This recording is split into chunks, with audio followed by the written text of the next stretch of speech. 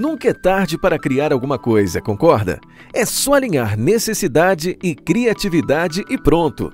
No Mundo é Fato de hoje, você vai ficar por dentro das invenções totalmente brasileiras. Você vai se surpreender ao perceber que você pode estar usando alguma coisa que foi inventada por um brasileiro. Então vem com a gente e se liga onde o brasileiro pode chegar.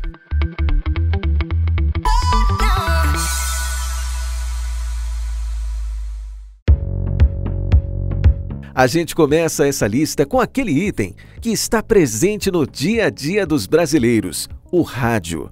Apesar de ser atribuída a Guglielmo Marconi, anos antes, o padre e inventor Roberto Landel, brasileiro, já trabalhava com o uso de ondas eletromagnéticas. Roberto Landel de Moura, nascido no dia 21 de janeiro do ano de 1861, em Porto Alegre, foi a primeira pessoa no mundo a transmitir a voz humana por ondas de rádio, sem fio, e fez publicamente em pelo menos 2 ocasiões que foram documentadas pela imprensa, uma em 1899 e outra em 1900, tudo antecedendo experiências que viriam a ser feitas por outros cientistas. Enquanto isso, Guglielmo Marconi, que já tinha inventado o telégrafo sem fio em 1895, transmitia pelo ar pontos e traços em código Morse. Guglielmo Marconi também transmitiria a voz humana por meio de ondas de rádio, mas apenas em 1914.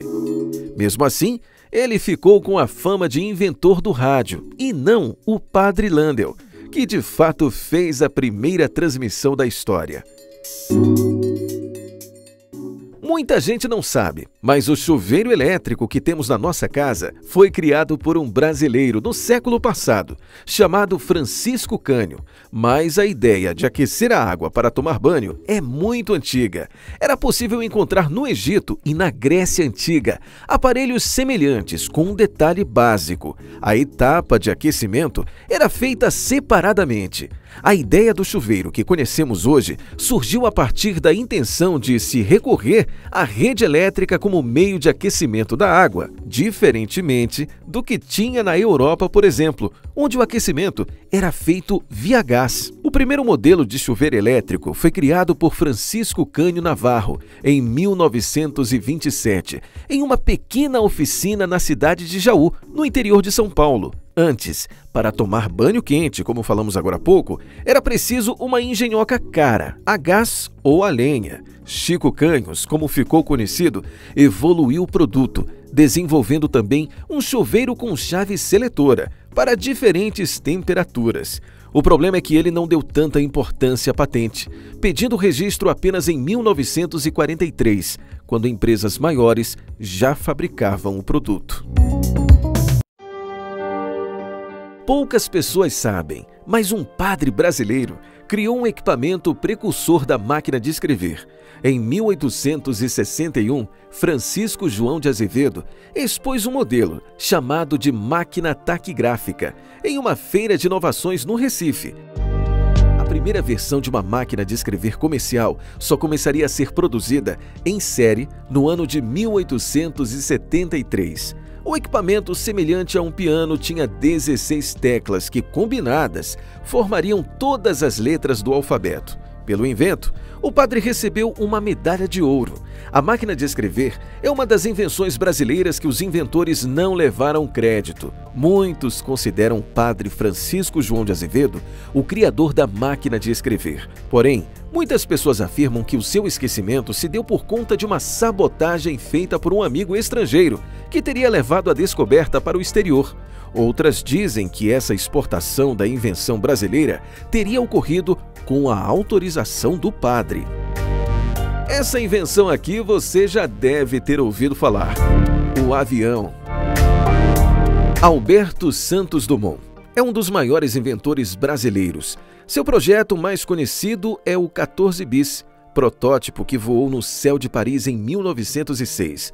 O brasileiro é considerado um dos pais da aviação.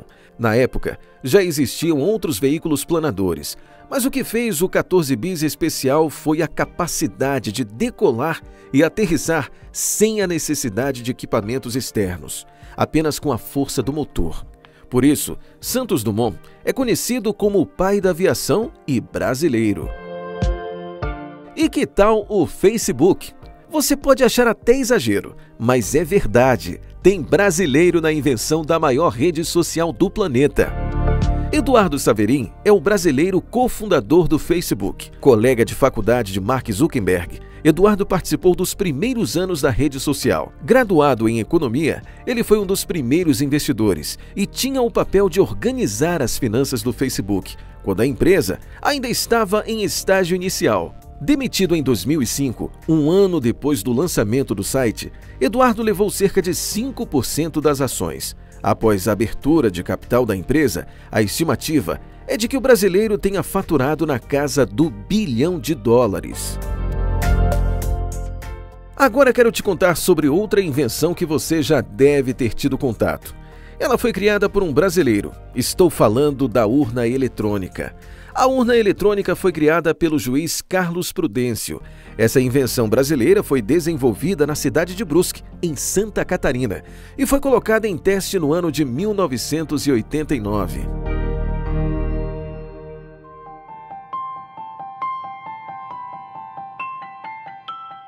Outra invenção brasileira é o balão de ar quente, também presente na lista de invenções.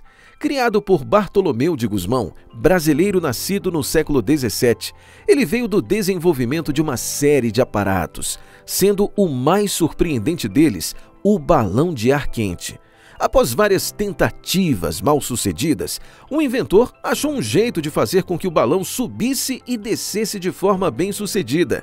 Porém, sua invenção não foi valorizada na época por não ser considerada algo útil. A nossa próxima invenção é totalmente útil na cozinha e você já deve ter usado alguma vez. Estou falando do escorredor de arroz. O escorredor de arroz é também parte das invenções brasileiras. Terezinha Beatriz Alves de Andrade não se destacou apenas na área em que ela se graduou. A cirurgiã dentista inventou e patenteou o escorredor de arroz na década de 50, junto com seu marido, que era engenheiro. A ideia para o projeto veio do fato de que ela não via sentido em usar dois potes, um para lavar o arroz e outro para escorrer. Então ela criou o objeto que logo se popularizou na cozinha. Gostou da nossa lista de invenções brasileiras? Então deixe o seu like, isso ajuda muito a gente. E se você não é inscrito no canal, fique à vontade para fazer agora mesmo e ativar as notificações. Por hoje é só, gente. Até a próxima!